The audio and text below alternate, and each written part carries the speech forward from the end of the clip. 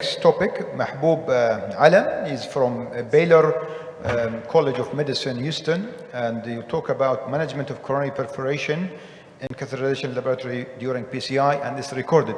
Thank you for inviting me to present a complex case at this auspicious meeting. I would like to thank the steering committee for this invitation. My name is Mahboob Alam, and I'm Associate Professor of Medicine at Baylor College of Medicine, as well as Associate Program Director for Cardiovascular Disease Fellowship Program. I would like to present a case that I call an interventionist nightmare, which is a nightmare for all of us working in the cath lab and performing interventions.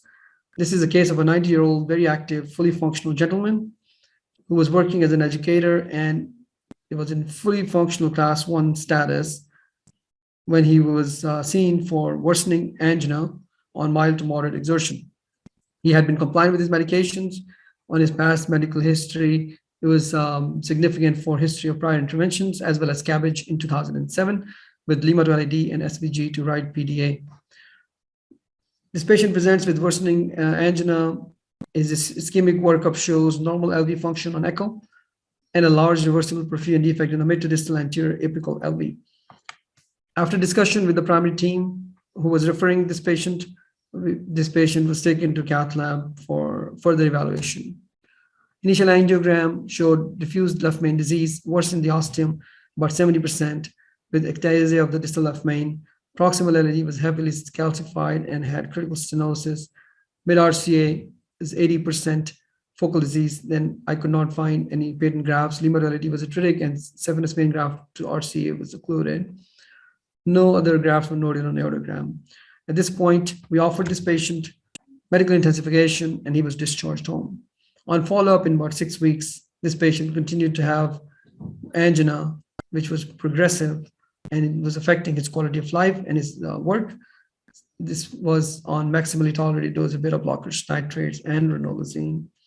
We discussed the options of high-risk PCI with atherectomy and possible use of mechanical support device with this patient, to which he and his family agreed. He was brought for a planned staged percutaneous coronary intervention of proximal LAD and left main coronary disease.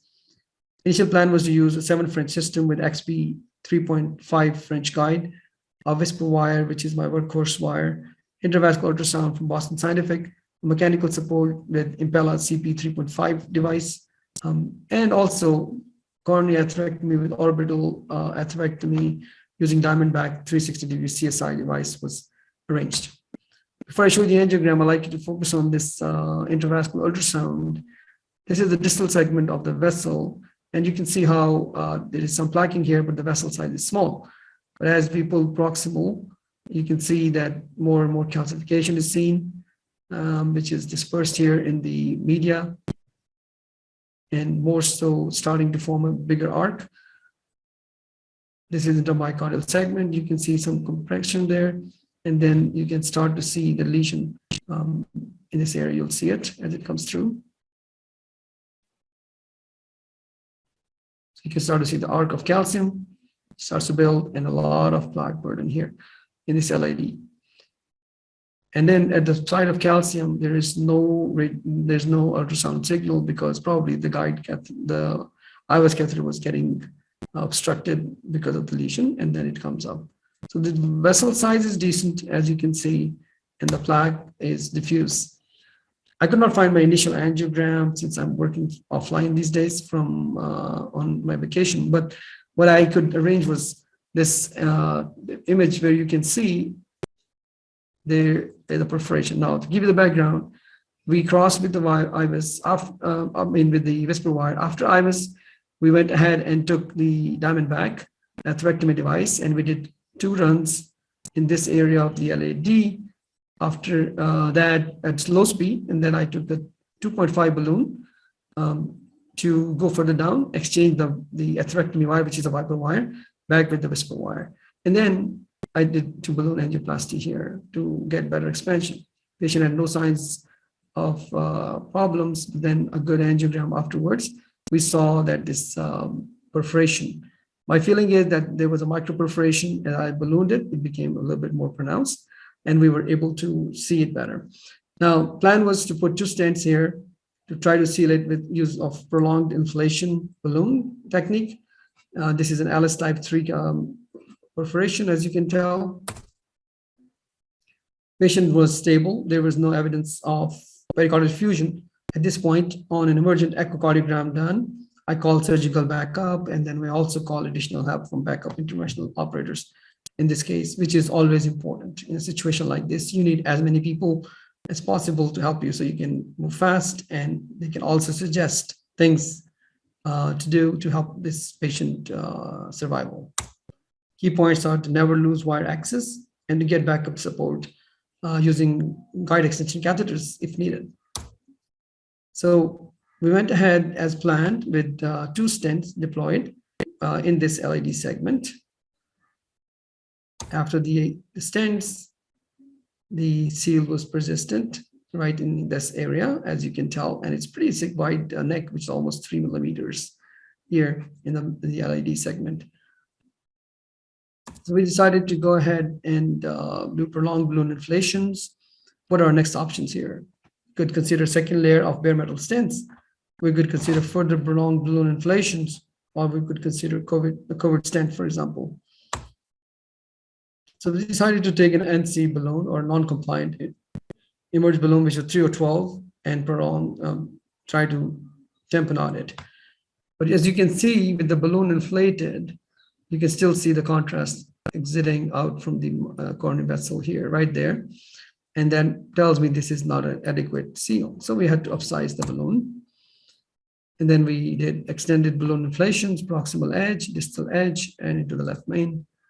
So there we go. And we are also looking at this left main here because we worry that this left main is going to give us trouble getting a guide liner down or extension catheter down. So we went ahead and used the balloon.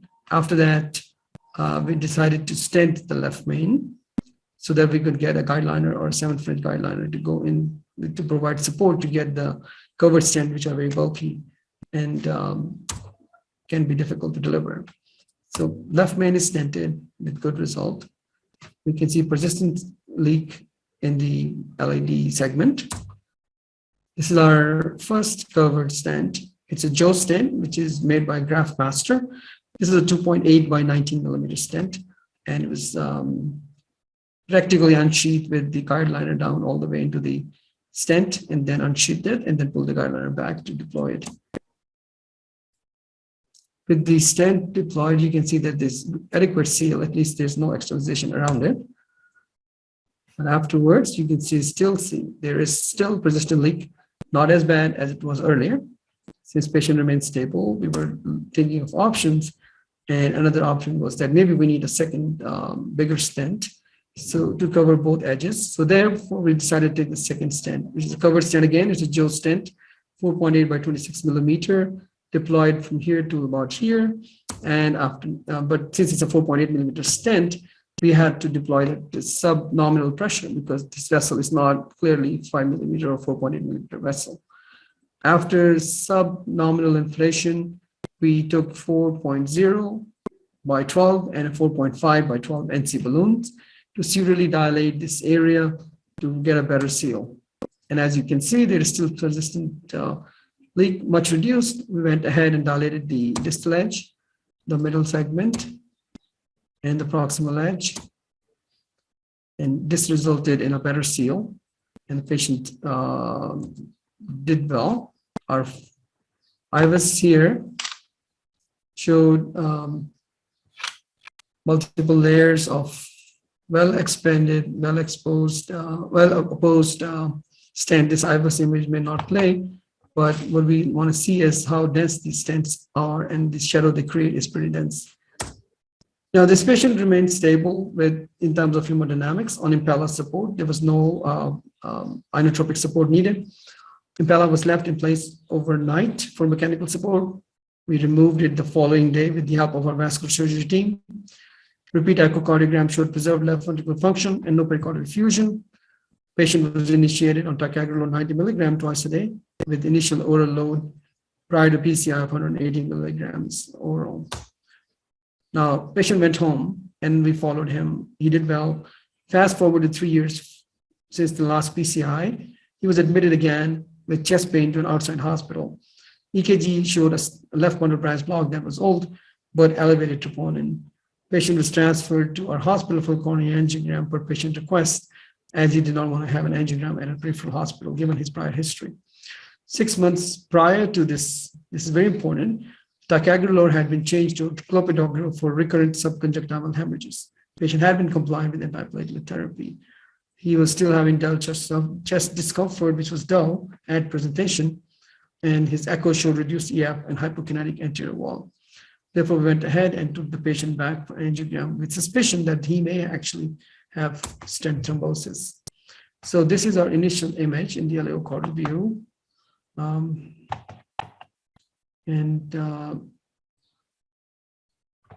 see if I can show you the image here. This was not playing there. So you can see how the stent is occluded, right, in the proximal segment. Circumflex is open. His cardiac index was 1.4 with a mean PA pressure of 34 millimeter and a wedge of 22 millimeter mercury.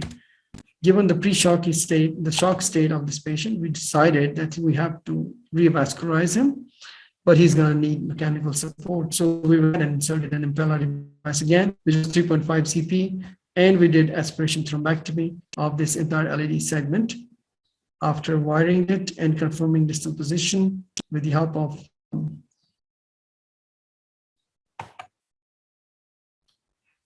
and penumbra device. And this is what came out, multiple organized clots from the LAD with serial balloon inflations, resulting in good angiographic outcome. There is still some spastic areas in the mid-bridge segment of the LAD, but overall, patient was stable. We were able to wean down his mechanical support and his inotropic support. His repeat cardiac index was 3.1 liter per minute per meter square. RCA was also treated with stent, and then he was transferred for inpatient rehabilitation. Eventually, the patient moved out of state to live with his grandchildren. As of last telemedicine visit with me, he was doing well and staying active. I will take questions on this interesting case. And thank you so much for your time. I can be reached at my Twitter handle, which is Baylor Cardio, or through LinkedIn or via email. Thank you so much.